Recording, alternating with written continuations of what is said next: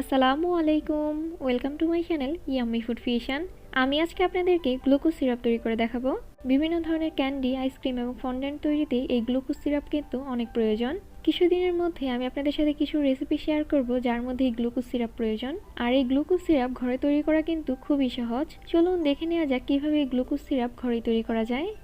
প্রথমে 3 টেবিল চামচ পানির সাথে 1 টেবিল চামচ লেবুর রস খুব ভালোভাবে মিশিয়ে নিচ্ছি। এখন এই মিশ্রণটা একটা সাইডে রেখে দিচ্ছি। অন্য একটা পাত্রে 1 কাপ পরিমাণ চিনি নিয়ে নিচ্ছি। এর সাথে 1/4 কাপ দিয়ে দিচ্ছি পানি। এখন এই চিনিটা খুব ভালোভাবে গলে যাওয়া পর্যন্ত অপেক্ষা করছি।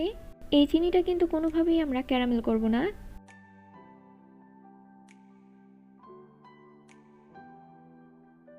চিনিটা খুব ভালোভাবে গলে গেছে। এখন এর মধ্যে 1/2 চা চামচ দিয়ে দিচ্ছি ক্রিম অফ টার্টার। সামান্য পরিমাণে দিয়ে দিচ্ছি লবণ। ক্রিম অফ টার্টার এবং লবণ খুব ভালোভাবে একসাথে মিশিয়ে নিচ্ছি। মিশিয়ে নেওয়া হয়ে গেছে। এখন এর মধ্যে লেবুর রস এবং পানির মিশ্রণটা দিয়ে দিচ্ছি। ক্রিম অফ টার্টার দেওয়ার পরও আপনারা যদি এখানে লেবুর রস ব্যবহার না করেন তাহলে কিন্তু এটা একেবারেই জমে যাবে।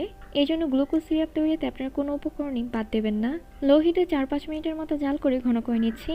গ্লুকোজ সিরাপ ঘন হয়েছে কিনা তা আপনারা কিভাবে বুঝতে পারবেন আমি আপনাদেরকে দেখিয়ে দিচ্ছি। একটা বাটিতে বরফ ঠান্ডা পানি নিয়েছি। এখন এর মধ্যে কিছুটা গ্লুকোজ সিরাপ নিয়ে নিচ্ছি। গ্লুকোজ সিরাপ যদি নিচে এরকম জমে যায় এবং সেটা চামচে তোলা যায় তাহলে বুঝতে পারবেন গ্লুকোজ সিরাপ একদম রেডি। এখন চুলা থেকে নামিয়ে সাথে সাথে অন্য একটা পাত্রে নিয়ে নিচ্ছি। এখন এই গ্লুকোজ সিরাপ কিছুটা ঠান্ডা হয়ে যাওয়া পর্যন্ত অপেক্ষা করছি। মোটামুটি ঠান্ডা হওয়ার পর আমি আপনাদেরকে দেখিয়ে দিচ্ছি গ্লুকোজ সিরাপটা ঠিক কীরকম হয়েছে। আর এটা কিন্তু খুব বেশি ঘন করতে যাবেন না। খুব বেশি ঘন করে নিলে এটা দিয়ে কাজ করতে কিন্তু অনেক অসুবিধা হবে। ফ্রিজে নর্মালি রেখে ঠান্ডা করার পর আমরা বাজার থেকে ঠিক যেই রকম গ্লুকোজ সিরাপ কিনে আনি এটা ঠিক সেই রকম হবে। এই গ্লুকোজ সিরাপ আপনারা ফ্রিজে নর্মালি রেখে 10-12 দিনের মতো সংরক্ষণ করতে পারবেন। আশা করি আমার আজকের এই ভিডিওটা আপনাদের কাছে ভালো লেগেছে।